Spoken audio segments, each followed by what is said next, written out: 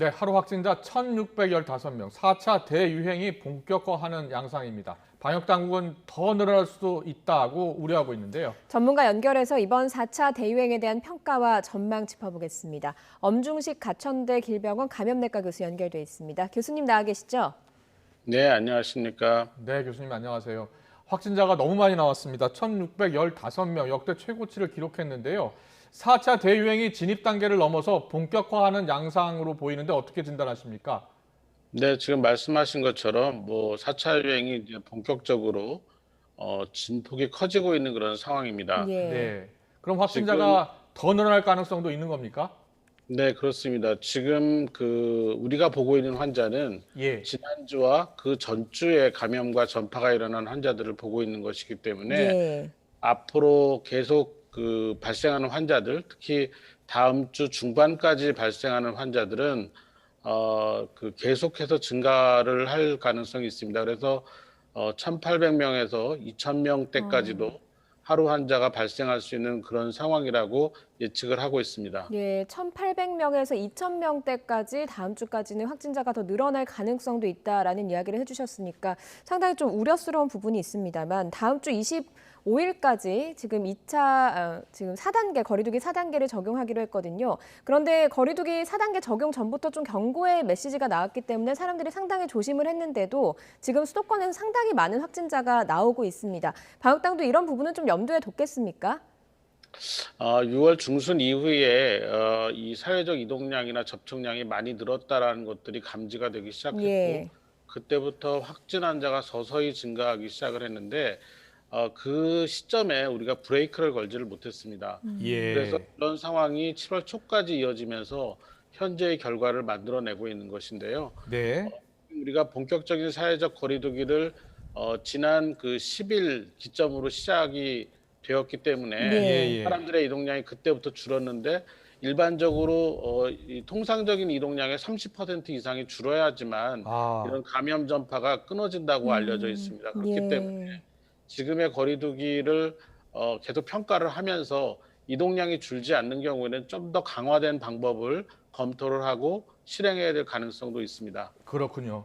6월 중순부터 감지가 되기 시작했다. 방역 조치가 좀 늦은 감이 있는데요. 지금이라도 좀 방역 조치를 강화해야 할 것 같습니다. 그래서 정부가 지금 비수도권도 내일부터 2단계로 높이기로 했습니다. 그런데 2단계로 높여도 모임이 8명까지 허용이 되지 않습니까? 좀 더 강화할 필요가 있지 않을까요? 사실 비수도권의 대도시 중심으로 주로 확진자가 늘고 있습니다. 그러니까 예. 그 이외의 지역에서는 아직 거리두기 단계를 상향시키기가 조금 현실적인 저항을 극복하기가 어렵다고 보고 있습니다. 그래서 예. 지금 결정된 거리두기 단계를 잘 유지하는 것이 일단은 중요하고, 예. 예. 이번 주말이 지나면서 이 확진자 발생 추이, 특히 비수도권에서의 발생 추이를 지켜보면서 다시 거리두기 단계를 조정할 필요가 있다고 생각을 합니다. 예. 예. 예. 지금 비수도권 지역에서는 2단계로 일단은 격상을 하기로 했습니다만 지금 보면 4차 대유행의 특징 중에 하나를 꼽으라면 동일 연령대 간 전파 비중이 높다 이런 분석이 나왔거든요. 이 분석 결과가 좀 어떤 의미를 가진다고 예측을 하시는지요?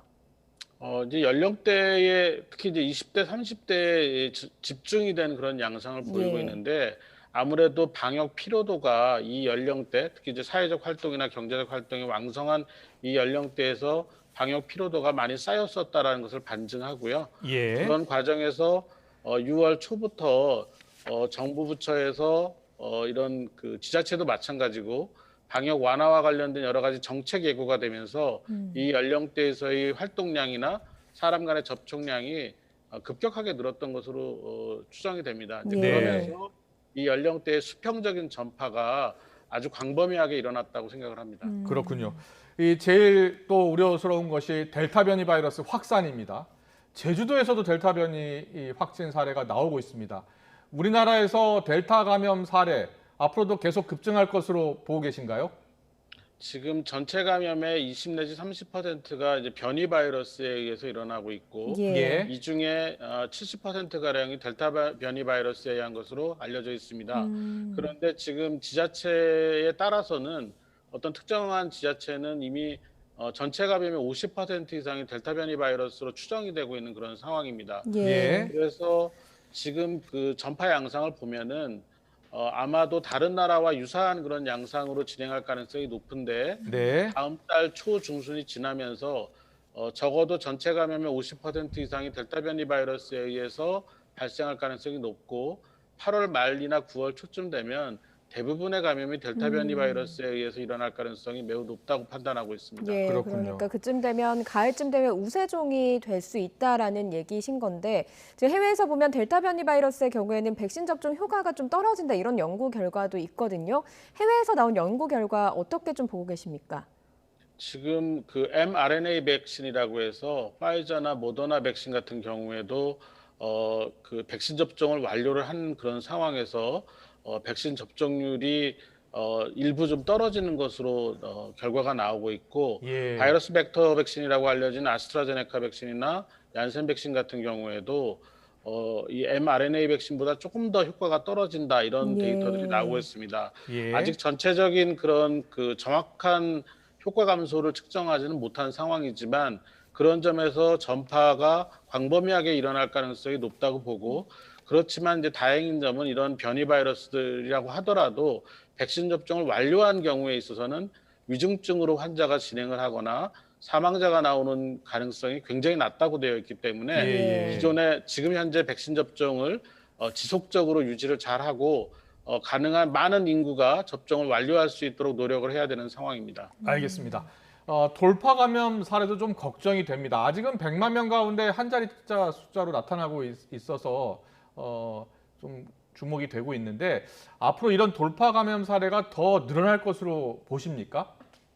백신 접종자가 많을수록 접종을 완료한 사람들이 많을수록 돌파 감염 사례는 증가할 가능성이 있습니다. 예. 그렇지만 이 돌파 감염 자체는 우리가 그 이 유행 상황에서 무시할 정도로 굉장히 아주 그 드물게 나타나는 상황이고 예. 또 실제 돌파 감염이 일어난 사례들을 보면 무증상이거나 매우 경증인 경우가 많기 때문에 이 부분은 크게 우려하지 않으셔도 좋을 것 같습니다. 네, 네. 그리고 그 돌파 감염 사례에 대한 발표를 보니까요. 뭐 걱정할 뭐 정도는 아니다 이렇게 교수님은 설명을 하시긴 하셨지만 얀센을 맞은 얀센 접종자의 돌파 감염 사례가 가장 많은 것으로 나타났거든요. 여기에는 좀 어떤 이유가 있겠습니까? 얀센 백신의 특징이 1회 접종으로 이제 접종 완료를 하게 되는데 이렇다 보니까 이 중화항체를 형성하는 그 강도가 아무래도 좀 낮은 게 아니냐 이런 추정이 있습니다. 그렇지만 아직 이 얀센 백신의 그 돌파 감염과 관련된 정확한 데이터들이 완전히 모아지고 수집되고 분석되지 않았기 때문에 조금 더 추이를 지켜봐야 될 것 같습니다. 예. 그리고 영국과 싱가포르 같은 경우에 이른바 위드 코로나를 시도하고 있지 않습니까? 각종 거리두기 조치도 이제 풀고 있습니다. 그래서 일각에서는 우리나라도 그런 대응이 이제는 필요할 때가 되지 않았냐 일각의 주장도 있습니다. 교수님은 어떻게 보세요? 네, 우리나라도 언제까지 이렇게 거리두기를 유지할 수는 없습니다. 그런데 싱가포르나 영국처럼 코로나와의 공존을 계획하고 시도를 하려는 나라들의 기본적인 조건은 전체 인구의 60 내지 70% 이상이 적어도 백신 1차 접종을 완료를 한 상황이고 예. 백신 접종 완료자가 전체 인구의 절반 이상이 되었을 때 이런 시도를 하게 됩니다. 그렇기 때문에 우리나라의 경우에도 백신 접종 완료자가 전체 인구 집단의 50%를 넘기고 가능하다면 성인에서 7, 80% 이상의 접종률을 보인 상태에서 그때 유행 상황을 고려해서 예. 이 공전 전략을 고민하고 선택하고 시행할 필요가 있다고 생각합니다. 예. 그런데요, 바이러스는 뭐 자신도 살기 위해서 어쩔 수 없이 변이를 일으킨다고는 합니다만 지금 계속해서 변이가 일어나는 과정이 좀 불안한 것도 사실이거든요. 남미에서 람다 변이 바이러스가 우세종이 되고 있다 이런 이야기가 나오고 있습니다. 치명률이 높다고 해서 좀 걱정인데 어떻습니까? 람다 변이 바이러스는 사실 델타 변이 바이러스보다 조금 더 일찍 나타난 걸로 되어 있고 예. 주로 중남미에서 이 확산이 되고 있는 그런 추세를 보이고 있는데 아직까지 우리나라는 유입 사례가 없습니다. 예. 그런데 이 람다 변이 바이러스가 유행한 나라에서 사망률이 높다라는 보고가 있습니다. 그렇지만 이 자체가 바이러스 자체의 치명률인지 아니면 중남미의 그 보건 의료 환경에 어떤 그 자원의 그 제한 때문에 생기는 문제인지는 아직 뚜렷하지 않은 그런 상황이겠고, 예.